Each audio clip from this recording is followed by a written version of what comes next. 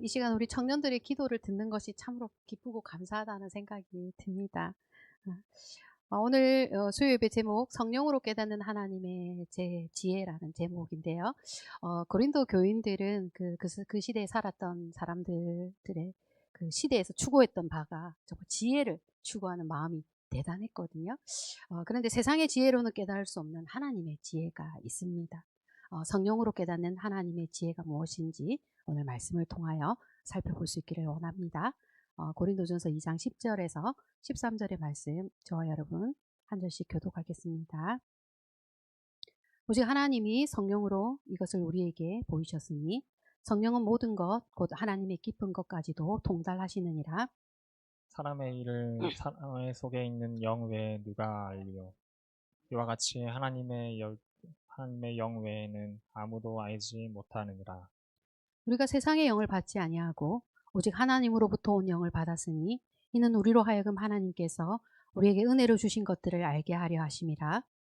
우리가 이것을 말하거니와 사람의 지혜가 가르친 말로 아니하고 오직 성령께서 가르치신 것으로 하니 영적인 일은 영적인 것으로 분별하느니라.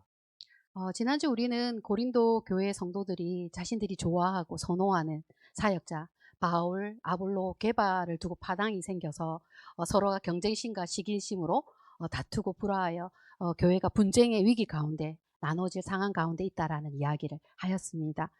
이 소문과 소식을 들은 사역자들, 아마 이 소문을 아볼로도 들었겠죠.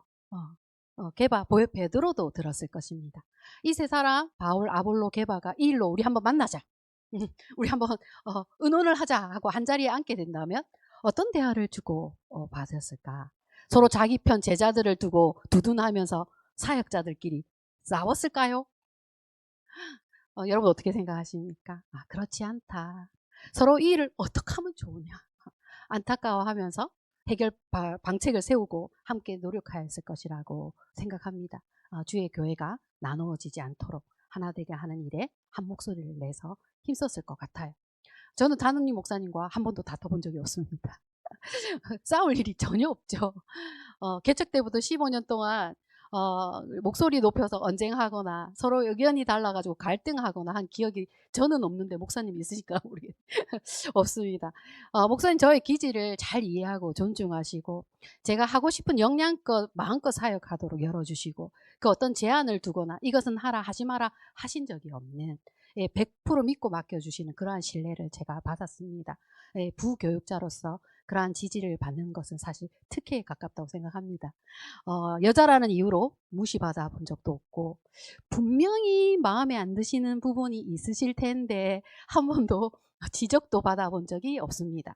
우리 배전도사님과 사모님과 장도님들과도 다툴 일이 없습니다. 교회를 향한 중심, 영혼을 사랑하는 마음, 서로가 그 중심을 알아보고 있고 그 중심을 놓치면서 살아본 적이 없으니 서로를 바라볼 때마다 감사할 따름이 있고 다툴 일은 없었습니다. 우리의 각자의 개성과 기질이 다르지만 한마음 주님의 몸된 교회를 사랑하는 마음으로 하나된 마음이 있었습니다. 만약 바울과 아볼로와 게바가 정말 대단한 사역자들이잖아요. 만나면 그 개성과 캐릭터 엄청 대단했을 거란 생각이 드는데 그들 역시도 고린도 교회를 향한 걱정과 마음으로 한 목소리를 냈을 것이다. 정말 고린도 교회는 제가 생각해 볼 때 쉬운 사역지가 아니라 정말 교회의 분쟁의 문제가 한 번만에 단번에 해결될까요? 그렇지 않다는 것. 고린도 전서와 고린도 후서 말고도 서신이 고린도 전서보다 앞서 보낸 편지가 있고요. 바울은 이 일로 고린도에 직접 방문을 해서 해결해 보려고 하는 노력을 했지만 오해도 받았고 고충이 이만저만이 아니었습니다. 눈물의 서신으로 몰리는 서신이 소실되었는데 이 고린도 교인들의 화해와 하나됨을 위하여 바울이 어떤 수고를 하였는지 하나님만이 아시고 우리는 그 고충을 헤아릴 수 없습니다. 그러나 이러한 사역자의 수고가 헛되지 않는 것은 하나님께서 교회를 지키시고 자라게 하시고 성도들의 영적 상태를 회복시키고 계셨기 때문입니다. 3장 6절 7절에 보면 나는 심었고 아볼로는 물을 주었을 때 오직 하나님께서 자라게 하신다는 것이죠. 물 주는 거, 씨를 뿌리는 거 이런 일들로 자라는 게 아니라 하나님께서 자라게 하신다. 물 주는 이나 심는 이는 아무것도 아니로되 오직 자라게 하시는 이는 하나님뿐이다. 교회는 하나님의 은혜로 자라는 것이지 사역자가 교회를 키우는 것이 아닙니다. 하나님이 사역자들을 부르실 때 그 부름받은 사역자들의 은사와 재능이 다를지라도 하나된 목표를 가지고 한 방향을 향해 나아갑니다. 교회가 그리스도 안에서 하나 되는 꿈, 하나님 나라의 비전을 품고 성도가 그리스도의 제자로 세워지고 온전히 예수 그리스도를 닮아가도록 섬기는 일에 같은 부르심, 같은 사명, 같은 비전을 공유하고 있습니다. 이 가톨릭이라는 단어 아시죠? 천주교에서 쓰고 있는 단어인데 가톨릭이라는 말은 아주 좋은 뜻입니다. 보편적인 교회, 온 세상에 속해 있는 교회라는 뜻으로 우리가 눈에 보이는 가시적이고 개별적인 로컬 처치가 아니라 눈에 보이지 않는 그리스도 안에서 연합되고 하나된 우주적인 교회를 뜻하는 의미가 가톨릭이라는 단어에 담겨 있어요. 아주 멋진 말이죠. 우리가 사도신경을 고백할 때 거룩한 공교회를 믿는다라는 표현이 바로 가톨릭입니다. 예, 거룩하고 보편적인 그리스도 안에서 하나된 교회를 믿는 것이 이것이 우리의 신앙 고백입니다. 그렇기 때문에 교회를 위해 사역자로 부르심을 받은 사람들이 자기들의 이기심으로 서로에 대한 경쟁심으로 다투지 않고 사역의 스타일은 다를지라도 그리스도 예수의 마음을 품고 하나님의 뜻을 알고 주의 종으로 부르심을 받은 자들이 이 교회를 갈라지는 분쟁에 앞장선다거나 그 추종자들과 뜻을 함께하지 않습니다. 만약 그런데 다투고 분쟁하고 있다면 그 이유에 대하여 지난번에 말씀드렸던 첫 번째는 하나님의 은혜를 망각하고 그리스도의 중심을 놓치고 있기 때문일 것이며, 두 번째는 세상의 문화가 교회 안에 들어와서 그렇다. 경쟁하고 비교하고 서열을 가리고 말다툼하고 논쟁하는 것을 좋아했던 그 시대의 영향을 교회가 받고 있었기 때문에 그러하다라는 이야기를 드렸습니다. 그럼 오늘 그 이야기에 이어서 교회가 어려움에 처하는, 그래서 분쟁과 같은 갈등에 휩쓸리는 세 번째 이유에 대해서 말씀을 드린다면, 고린도 교회의 영적 상태가 육체에 속한 영적 어린아이와 같은 상태라고 바울이 진단하고 있습니다. 3장 1절에서 4절의 말씀을 보면요. 형제들아 라고 말하고 있는 사람은 바울이죠. 그죠? 그래서 바울이 고린도 교회를 향하여 너희가 육신에 속한 자다. 내가 너희를 그리스도 안에서 어린아이를 대하는 것처럼 대한다. 너희가 단단한 음식을 먹지 못하므로 젖을 먹여야 한다라는 그 이야기를 1절에서 또 2절에서 하고 있었습니다. 3절에 보면요. 4절에 나는 아볼로이라고 말하는 이 시기와 분쟁이 있는 것은 육신에 속한 자라서 육체의 소욕을 따라 행하고 있다라는 것입니다. 성령을 따라 행하고 있는 것이 아니다라고 이야기를 하는 것이죠. 고린도 교인들의 영적 상태가 갓난아이와 같아서 젖을 먹거나 부드러운 음식을 먹어야 하고 신앙이 자라지 않는 상태라서 시기와 분쟁이 있는 육체의 소욕을 따라 행하고 있는 그러한 모습이라고 한다면, 우리에게는 이런 육체에 속한 영적 갓난아이와 같은 모습이 남아있지는 않을까 하는 그런 생각을 해봅니다. 성령을 따라 행하는 단단한 음식을 먹을 수 있는 그런 성숙함으로 우리 역시도 나아갈 수 있어야 하는 줄 압니다. 고린도 교인들이 이 부족하고 궁핍한 교회가 아니에요. 하나님께 받은 은혜가 너무 많았다는 거, 받은 은사가 너무 많았다는 거. 그런데 이걸 자신들이 대단한 신앙을 가진 것처럼 착각해가지고 바울이 고린도 교회가 아직 신앙의 초보적인 영적 그 갓난아이와 같은 단계이기 때문에 시기와 분쟁으로 다투고 있는 것이라는 걸 이야기를 해주면서 성령을 따라 행하도록, 성령의 그 영적 성숙함에 이르도록 성령에 대해서 가르쳐 줍니다. 성령께서 어떠한 일들을 하시는지 2장 10절에서 11절의 말씀을 보면 오직 하나님의 성령으로 이것을 우리에게 보이셨다라고 했어요. 본문에서 이것은 창세전부터 감추었던 하나님의 지혜인데, 이 지혜는 하나님의 지혜는 성령을 통해서만 깨달을 수 있는 것이다 라고 이야기를 하는 것입니다. 이 세상의 지혜를 추구하고 또 서로끼리 자기들끼리 자기의 지식을 뽐내고 하는데 그렇지 않다라는 것을 얘기하면서 오직 하나님의 지혜는 성령을 통해서만 알 수가 있는 것이다 라는 이야기를 했습니다. 성령님만이 사람의 속을 아시니 사람의 일을 아시고 성령님만이 하나님의 깊은 것을 통달하신다라는 것이죠. 그래서 첫 번째, 성령님은 모든 것을 통달하시고 모든 것을 헤아리시고 모든 것을 아신다라는 걸 알 수가 있고, 두 번째 12절의 말씀을 같이 한번 읽어보겠습니다. 우리가 세상의 영을 받지 아니하고 오직 하나님으로부터 온 영을 받았으니 이는 우리로 하여금 하나님께서 우리에게 은혜로 주신 것들을 알게 하려 함이라. 하나님이 우리에게 은혜로 주신 것들을 세상의 지혜로는 알 수가 없다. 성령님께서 알려주시고 깨닫게 해주셔야지만이 우리가 이걸 알 수 있다라는 이야기를 했습니다. 3절에도 보면요, 영적인 일들은 영적으로 분별하고 이러한 것들은 성령님만이 가르쳐 줄 수 있는 일이다 라고 이야기를 했습니다. 우리로 하여금 하나님께서 우리에게 은혜로 주시는 것들은 뭘까? 분명 좋은 것일 텐데, 그리고 하나님이 우리에게 은혜로 주시는 것들이 무엇인지 다 알고 있습니까? 무엇이 있을까? 오늘 말씀 속에서 예수님의 십자가, 구원과 영생, 하늘에 속한 신령한 것들, 위로부터 오는 각종 그 하나님의 지혜와 이런 것들은 하나님으로부터 오는 성령님을 통해서 깨닫는데, 우리에게 주시고자 하시는 것들이 은혜를 통하여 우리에게 공급되어진다라는 걸 말씀해 주셨습니다. 성도는 누구나 처음 새가족 시절이 있잖아요. 영적 갓난 아이의 시절을 거칩니다. 그리스도를 인격적으로 영접하고 그 순간부터 그리스도께서 우리 안에 내주하시면서 우리를 돕고 계시는데, 성령께서 성도들이 거룩한 성화에 이르도록 그리스도를 닮아가도록 인도하시는데, 거기에는 성장의 과정이 있다는 것입니다. 이 사람이 변하는데 단번에 확 바뀌는 경우도 물론 있죠. 그러나 대부분은 과정을 거치면서 점진적으로 서서히 변화되어 가는데, 구원 이후의 성화의 과정이 한 단계씩 바꿔져 가는 그러한 시간과 과정을 필요로 한다는 것을 우리가 알고 있어야 한다는 생각이 듭니다. 우리의 몸의 습관을 바꾸는 일도 쉽지 않죠. 오랫동안 뿌리 깊게 박혀있는 세계관들이라든지 세상의 문화, 사고와 인식, 이런 것들은 쉽게 바뀌지가 않습니다. 이러한 것들에 사람의 노력과 사람의 의지로만 될 수 있는 것인가? 무엇보다도 하나님의 영이신 성령님께서 우리가 거룩한 성전으로 지어져 가도록 하고 우리를 그리스도 안에서 새로운 피조물로 빚어 가신다라는 것, 우리가 스스로를 대할 때 자기에 대한 이해를 가질 필요가 있고 다른 성도님을 대할 때도 그러한 이해를 가지고 바라볼 수 있어야 하겠습니다. 오늘 우리 금인자매가 없었는데 주일날 이거와 관련된 질문을 했거든요. 그래서 내가 열심히 준비했는데 우리 금인은 어디를 갔을까요? 우리가 구원을 받고 하나님의 은혜로 단번에 다 모든 것이 바뀌는 게 아니라는 것이죠.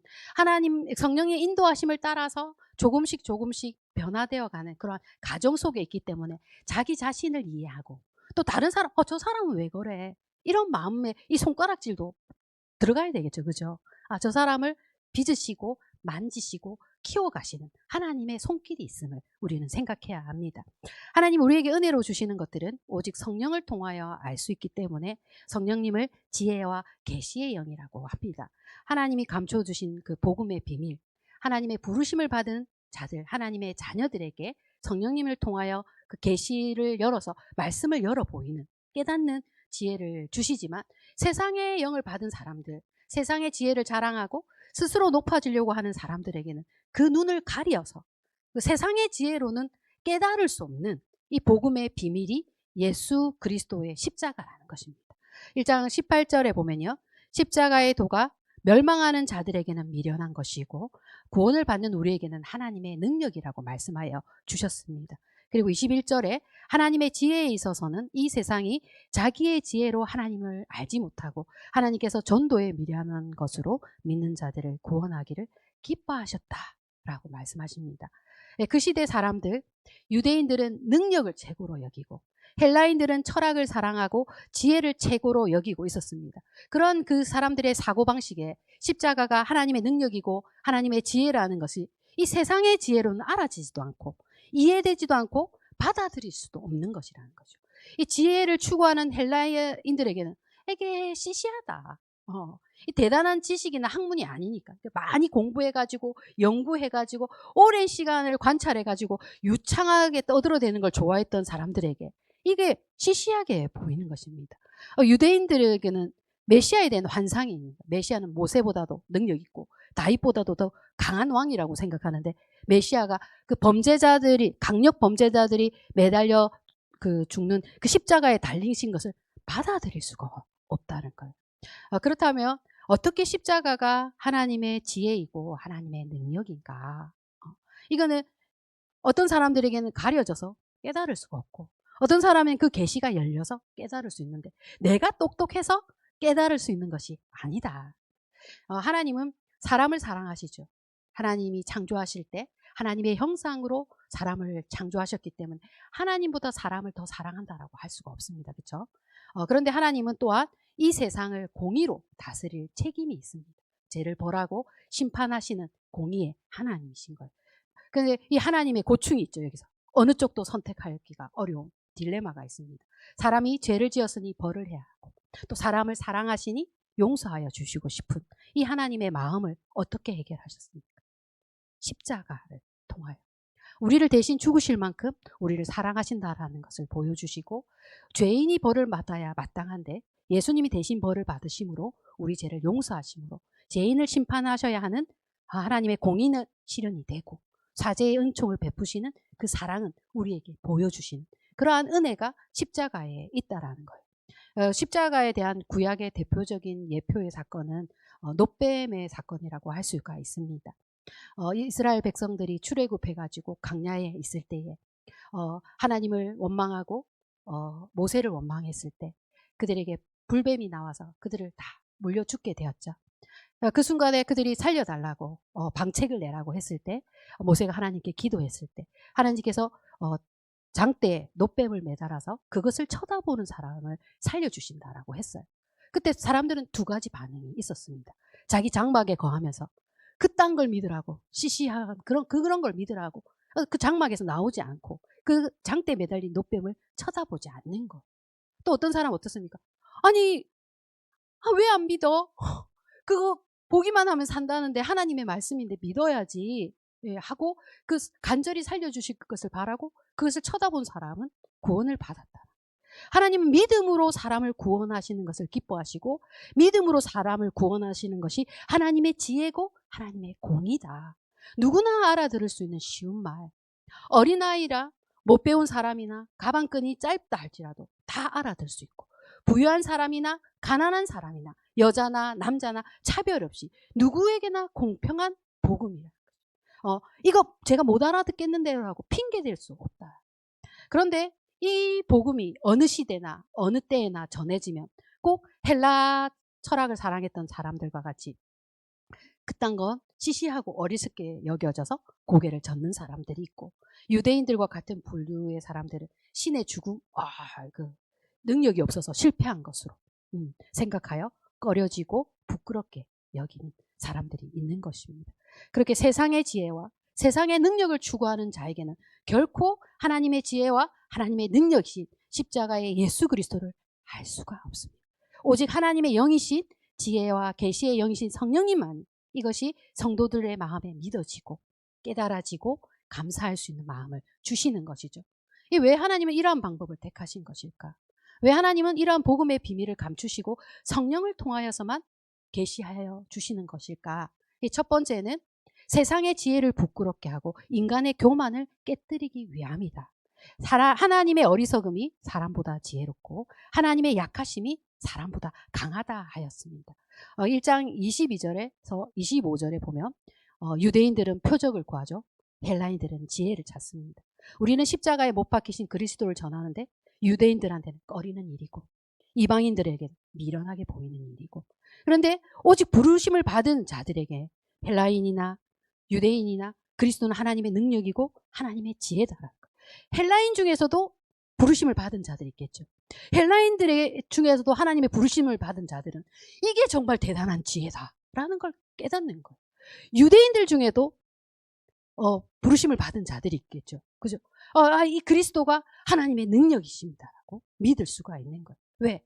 성령님께서 그걸 깨닫게 해주시기 때문에 유대인들 중에서도 헬라인 중에서도 그리스도가 하나님의 능력이고 하나님의 지혜라는 것을 깨닫게 되는 것입니다. 그래서 하나님의 어리석음이 사람보다 지혜롭고 하나님의 약하심이 사람보다 강하다.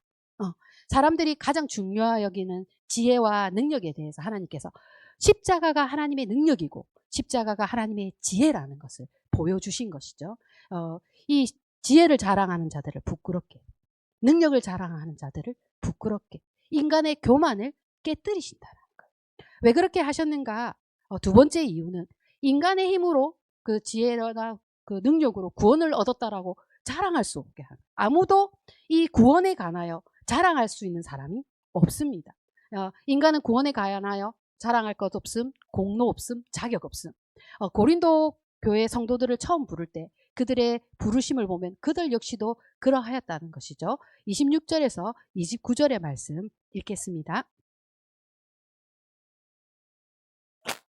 그를 따라 지혜로운 자가 있지 아니하여 일간 자가 많지 아니하며 문벌 좋은 자가 많지 아니하도다.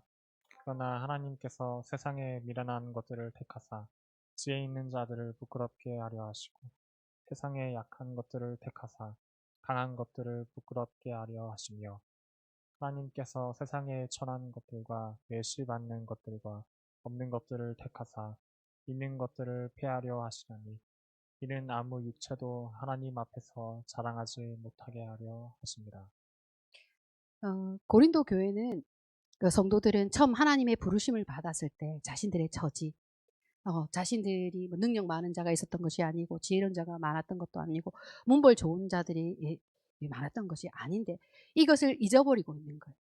그런데 이제 하나님께서 자신들에게 주신 은사를 자랑하고 자신들이 받은 은혜마저도 나는 이런 은혜 받았다, 나는 이런 은혜 받았다 하고 막 자랑을 하니까 여전히 그들이 육체에 속한 영적 어린아이와 같다라는 것입니다.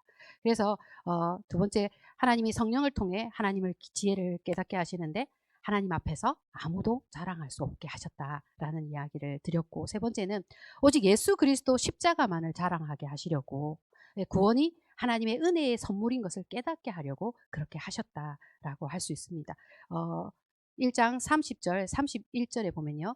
너희는 하나님으로부터 나서, 이 너희는 고린도 교회 성도들이고 저와 여러분입니다. 너희는 하나님으로부터 나서 어디에 있느냐? 그리스도 예수 안에 있다. 우리는 어디에 있습니까? 그리스도 예수 안에 있다. 예수님은 하나님으로부터 나와서 우리에게 무엇을 줍니까? 지혜와 의로움과 거룩함과 구원함을 주시고 구원함이 되시고, 기록된 바 자랑하는 자는 주 안에서 자랑함과 같게 하려 하십니다. 하나님의 지혜와 지식의 각종 보화와 이 모든 좋은 것들을 그리스도 안에 담으셨다.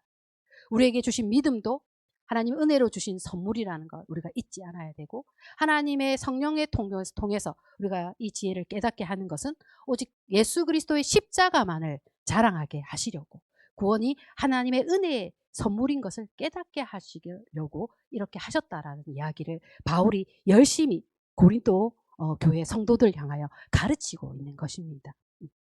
오늘 이 말씀을 보면서 고린도 교인들이 이제 바울이 전하는 이 하나님의 말씀을 들으면서 자신들이 그 하나님의 부르심을 받을 때 어떤 자격이나 조건이나 내세울 것이 없었던 것, 그때로 돌아가서 하나님의 은혜로 구원받고 성령님께서 자신들에게 하나님의 지혜와 하나님의 능력 되시는 십자가의 도를 깨닫게 해주셨던 것을 기억하는 그 기초를 그리스도의 십자가에 다시 세우는 일을 하여야 했습니다. 그리고 그들은 자신들의 영적 상태를 착각하고 있어요. 그런데 막 굉장히 대단한 은사를 가져가지고 영적으로 엄청 성숙했는 줄 알지만 그것이 착각이고 영적 갓난아이라는 것을 깨닫고 신앙의 성장과 성숙을 위하여 성령님의 인도하심을 받으며 날마다 자라야 한다라는 것을 인정하고 수용하고 성령님의 도우심을 간구해야 했던 것입니다. 이러한 것들을 받아들이고 깨닫는 것 역시 교회를 자라게 하시는 하나님께서 성도님들의 영적 상태를 아시고 키워가시는 하나님의 은혜의 손길이라는 거죠. 그래서 가능하다. 이러한 말씀의 은혜를 통해 가지고 고린도 교회는 스스로의 잘못을 깨닫고 회개하는 역사가 있었고, 그리스도 안에서 하나 되기 위해서 힘쓰면서 이 힘든 분쟁의 문제들과 또 다른 어려움에서 벗어나기 위해서 노력했고, 그래서 그 다음 스텝으로 또 성화의 과정을 밟아갈 수 있게 된 것입니다. 사랑하는 미라클 가족 여러분, 초대교회가 겪었던 문제와 갈등들을 다루고 있는 고린도 전후서와 같은 성경에 대하여 전에도 정말 많이 읽었지만 이번에 더욱더 감사한 마음을 참 많이 받고 있습니다. 사실 그때나 지금이나 사람이 가진 본성은 동일하고 죄인인 사람들이 모여서 자충우돌 시행착오를 겪는 것도 여전하고, 죄의 유혹이나 세상의 문화로 인한 갈등과 분쟁으로 넘어지고 하는 이 연약함이 있어서 이걸 어떻게 하나 하는 고민이 그때도 있고 지금도 있고 저에게도 있고 여러분에게도 있을 것입니다.